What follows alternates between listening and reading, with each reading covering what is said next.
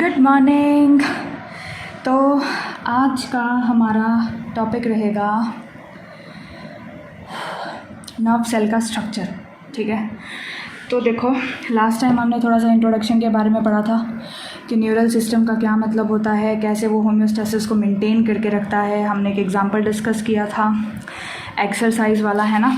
फिर उसके बाद हमने क्या देखा था, ये देखा था, है ना, कि नर्वस सिस्टम के अंदर हमारा जो उसका बेसिक यूनिट होता है दैट इज़ द न्यूरॉन, और कैसे कैसे हमारा सेंट्रल नर्वस सिस्टम का जो कॉम्प्लेक्सिटी है वो यहाँ से यहाँ तक आने में कैसे इंक्रीज़ होता है।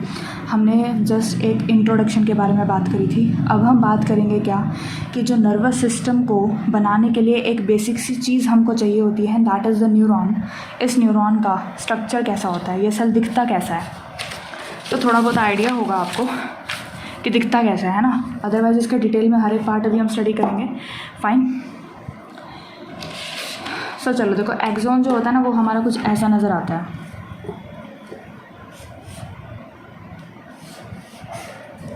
ड्राइंग पे मत जाना प्लीज़।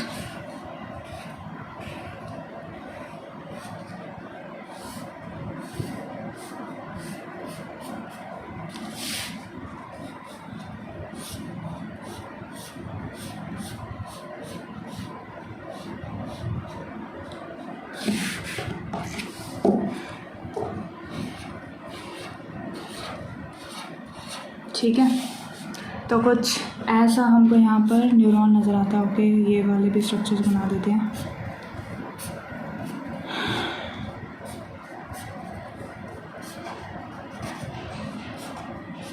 ऐसा नहीं है कि दो ही होते हैं, ये जो भी मैं बना रही हूँ 3 भी हो सकते हैं, कितने भी हो सकते हैं। ठीक है, तो ये हमारा ओवरऑल क्या हुआ, एक एक्सॉन पूरा हमारा यहाँ पर बन के तैयार हुआ है लाइक दिस, अगर आप ऐसे देखो तो। ठीक है, तो ये पूरा क्या है, एक्सॉन का स्ट्रक्चर है। चलो अभी हम यहाँ पर डिस्कस करते हैं कि इसके अंदर डिफरेंट पार्ट्स के बारे में क्या क्या चीज़ें प्रेजेंट होती हैं। तो सबसे पहले हम ना ये जो प्रोसेसेस हमको यहाँ पर नज़र आ रहे हैं, हम इन पे सबसे पहले बात करते हैं। सो देखो ये क्या चीज़ है, तो these are called as dendrites. ठीक है, तो ये जो प्रोसेसेस हमारे यहाँ पर निकल रहे हैं इनको हम यहाँ पर क्या बोलते हैं, डेंड्राइट्स बोलते हैं। ठीक है, सो डेंड्राइट्स के बारे में लास्ट टाइम पे भी हमने थोड़ा सा डिस्कशन किया था। देखो डेंड्राइट्स हमारे पास क्या होती हैं, so these are the receptive organs of the neuron या receptive processes of the neuron. भाई ऐसे प्रोसेसेस जो कि हमारे किसी भी पर्टिकुलर इम्पल्स को या किसी भी पर्टिकुलर स्टिमुलस को क्या करते हैं, रिसीव करते हैं। एंड इनका काम होता है इम्पल्स को टुवर्ड्स द एक्सॉन लेके जाना। ये जो पूरा जो लंबा सा डंडा मैंने बनाया ना, दिस वन इज़ एक्सॉन। ठीक है, तो डेंड्राइट्स का काम क्या होता है कि इम्पल्स को लेकर के जाना। ठीक है, from the top of the axon, from the top of the neuron till the axon तक बेसिकली उसको लेकर के आना होता है। ठीक है, सो डेंड्राइट्स के बारे में आपको यहाँ पर क्या लिखना है, so these are the receptive processes of neuron. ठीक है, सो ये भी हमारे पास क्या हो जाएगा, so these are what, these are the receptive processes, so these are the receptive processes of neuron. ठीक है, तो डेंड्राइट्स का काम तो सिर्फ इतना ही था कि डेंड्राइट्स हमारे पास क्या होता है, so these are the receptive processes of the neurons. चलो अब हम नेक्स्ट जो यहाँ पर बात करेंगे दैट इज़ अबाउट दिस, ये जो बड़ा सा मैंने ये स्ट्रक्चर बनाया है।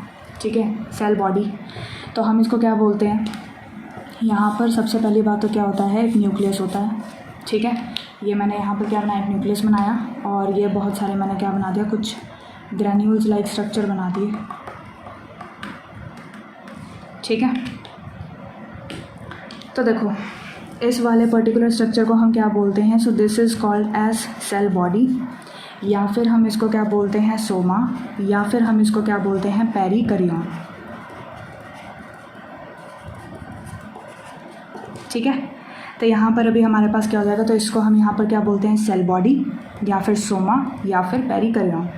अब इसके अंदर आपको क्या क्या चीज़ें नज़र आ रही हैं, सो देखो सबसे पहले तो हमको यहाँ पर ये एक न्यूक्लियस नज़र आ रहा है, दिस वन। ठीक है, ये क्या है, हमारा न्यूक्लियस है। फिर इसके अंदर अच्छा सा एक चीज़ और बनाना रह गया, टाटा पीटी।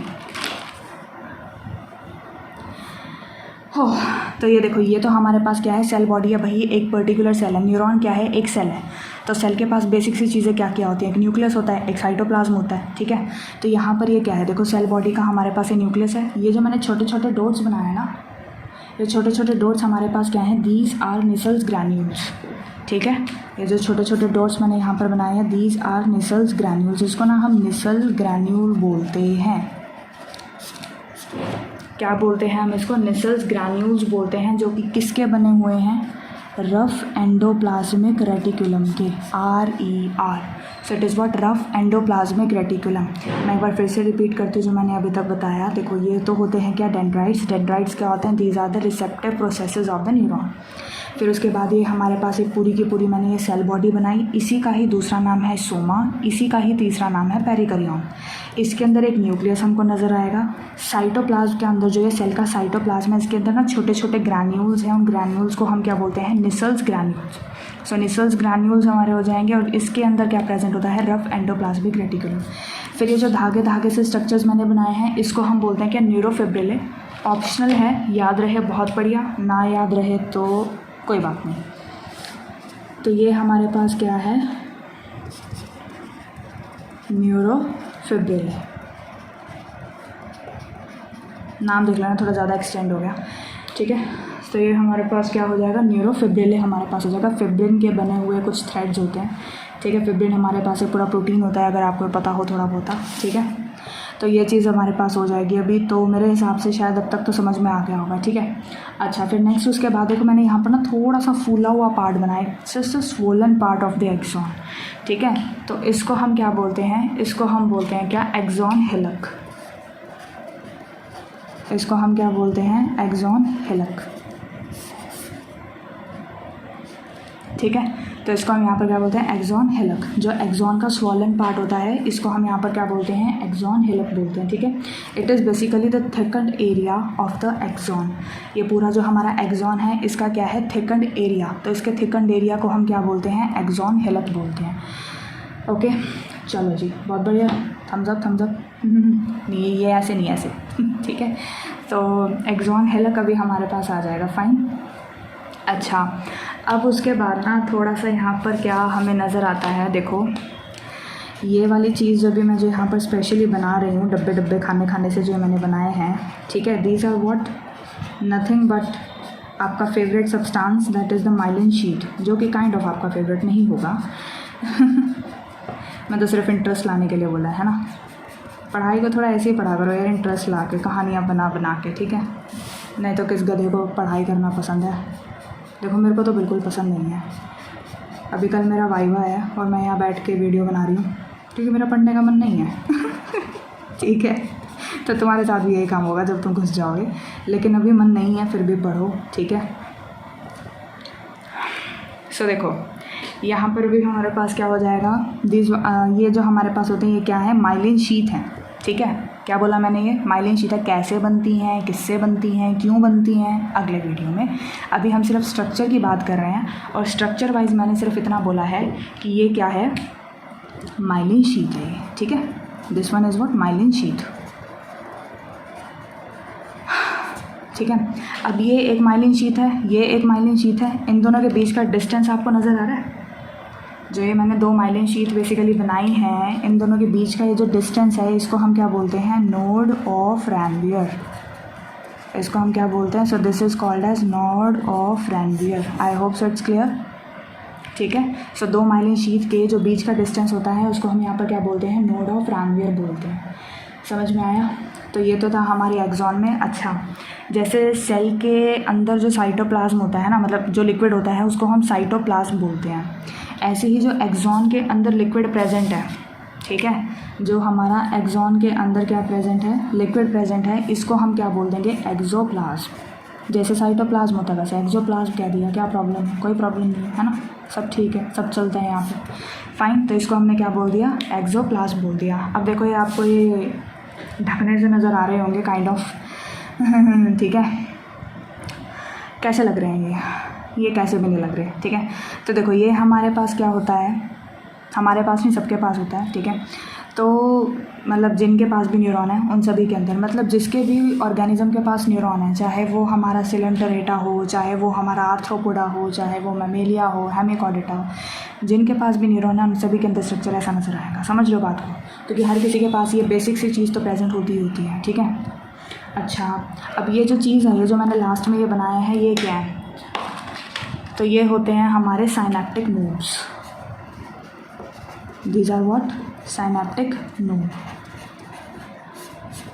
तो ये हमारा क्या हो जाएगा? साइनेप्टिक नोड हो जाएगा। इसके अंदर क्या होता है एक्चुअली? साइनेप्टिक नोड के स्ट्रक्चर को अगर मैं थोड़ा सा आपको मैग्नीफाई करके दिखाऊं, जैसे मान लो ये मेरे पास क्या है, एक साइनेप्टिक नोड है। तो इस साइनेप्टिक नोड के अंदर बेसिकली क्या होते हैं, कुछ ना छोटे छोटे गोले गोले से होते हैं। मैंने गोले गोले से बनाया है ना, these are what? Synaptic vesicles.